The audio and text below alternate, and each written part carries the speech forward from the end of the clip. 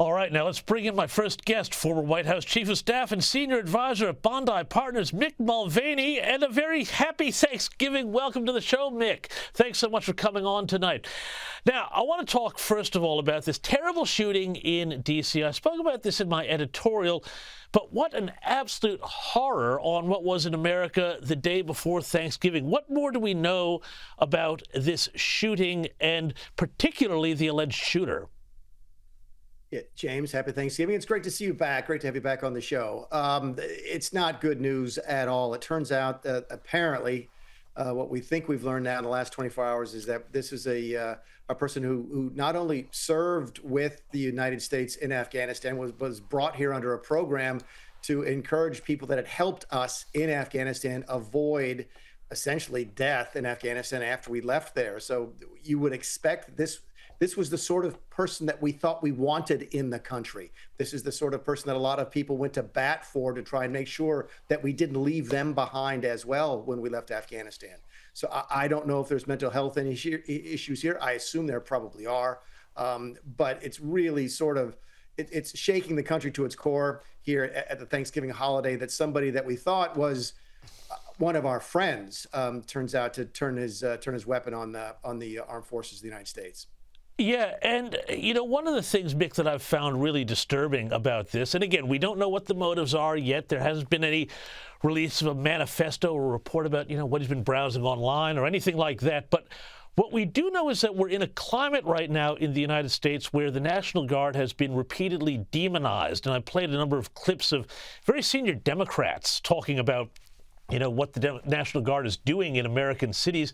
It seems like whatever motivated this, there is a broader issue here where the left is kind of playing with fire in terms of demonizing people who are serving the country and following the orders of Donald Trump.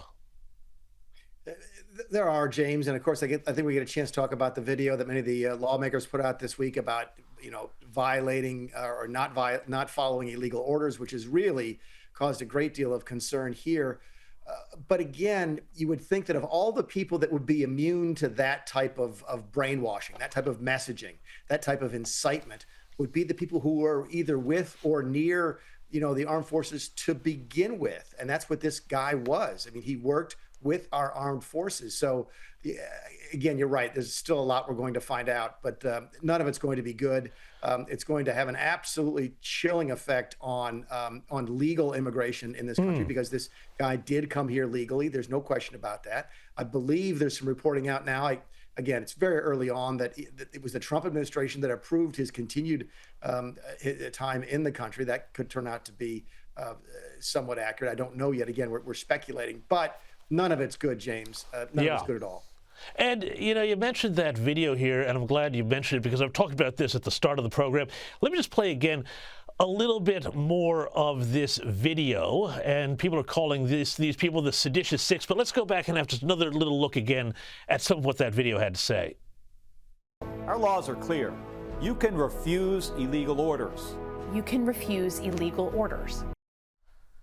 Now, again, this idea where you have prominent Democrats and prominent former intelligence officials, which I think is interesting here, again saying you can refuse illegal orders, not an order that's come down that they're referring specifically to, but that they seem to be trying to separate the chain of command here.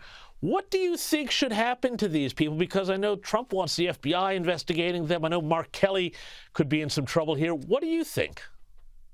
I think investigation is appropriate. I'll be clear. I thought the president's call to have these people hanged for treason right away, it was over the top.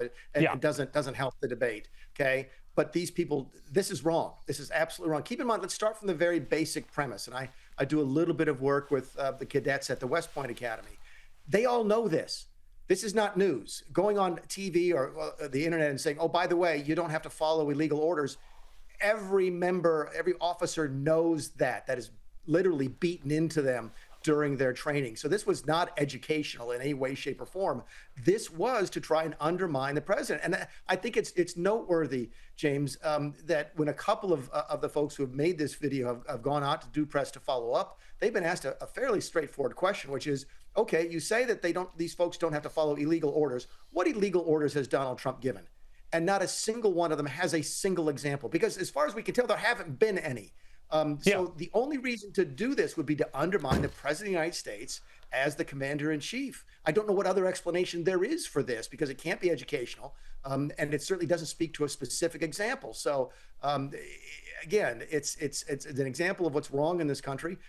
Mark Kelly's in a different place than the other elected officials, because even though he is a member of the Senate, he's also a former member of the military and subject to be recalled under to reserve duty and so forth. So it would be followed under different rules. But I hope there's a full investigation. This is wrong, and it needs to stop. I agree completely, and I worry that this is going to lead down some very sinister avenues if it is not checked right now. But Mick, I also just want to ask about some other things going on right now. And this story has, I think, floated by a lot of people here. But there's a by-election going to happen, a special election in Tennessee District 7 next month, in a district that President Trump comfortably won by 22 points last year. But now there's been some recent polling, and they are worried that they could lose this seat and see their House majority slip to, well, essentially nothing. And this comes off of the back of Marjorie Taylor Greene's resignation as well. Are there some concerns here around the backbench of the Republicans, particularly about, A, their majority, but B, also I've heard some worries about their treatment by the White House? What have you been hearing, Mick? A lot of that, James, is going to a couple different pieces of it. Keep in mind, every party that underperforms in a special election or a by-election always says, well, they're special elections for a reason. They don't follow the ordinary trends, et cetera, et cetera. But that's just what they say for the television cameras. The Republicans are worried to death about this. Even if they win this election in a squeaker, they win by 5 points or less, that will send shockwaves through the Republican Party, because that is a really, really bad sign. It comes on the heels of us Republicans underperforming 3 weeks ago in the off-year elections in New Jersey and Virginia. So yeah, there is dissatisfaction within the Republican ranks. They are worried about getting wiped out in the midterms, and they are, even to your point, talking about some of them leaving early to deny Mike Johnson the speakership and give it to the Democrats now. Under the theory, number one, it's inevitable at the midterms anyway, they think. And number two is a punishment for mistreatment by the leadership of the House and by the White House. That's a tough place to be. Listen, I've been a member of the House. I wasn't a member of the House during a Republican administration, but I know members of the Democrat Party who felt like they were taken for granted by the Obama leadership, and it's an unhappy place to be, especially when you think you're going into the minority. There's nothing worse than being in the minority in the United States House of Representatives. You basically don't count for anything when it comes to voting and so forth. So yeah, it's an unhappy time right now, James, with the Republican Party. There's still plenty of time to turn things around. And of course, a lot of President Trump's policies haven't sort of sunk in yet. A lot of things, one big beautiful bill haven't kicked in, deregulation hasn't kicked in. So there's still time. But I got to tell you that it's not a very happy Thanksgiving for a lot of Republicans right now. Yeah, no, it doesn't sound like it. It sounds like a bit of a worry with what really effectively 9 or 10 months of actual real work until the midterms. Hey, you mentioned it's Thanksgiving, and Mick, before I let you get back to your table, polling every guest tonight, what's your favorite Thanksgiving side dish? And do you agree with me that cranberry sauce is better out of a can? Yeah, James, I'm going to disagree with you, because I don't like cranberry sauce. I never did. My dad ate it. I don't like it one way or the other. Now, if you put a gun to my head, I would eat it out of a can as opposed to fresh. I'm with you on that one. But in my mind, all it does is pollute the mashed potatoes anyway. And why would you do that? There's no reason to ruin perfectly good mashed potatoes or turkey stuffing for that matter. So no, I'm a purist. I'm not a cranberry sauce guy. Give me the turkey, the mashed potatoes, the gravy, some stuffing, and that's all I really need. Nothing green. I don't need anything green on that plate at all. No, nothing green there. I think we're both agreed on that one. Mick Mulvaney, thank you so much for your time, and have a great rest of your Thanksgiving.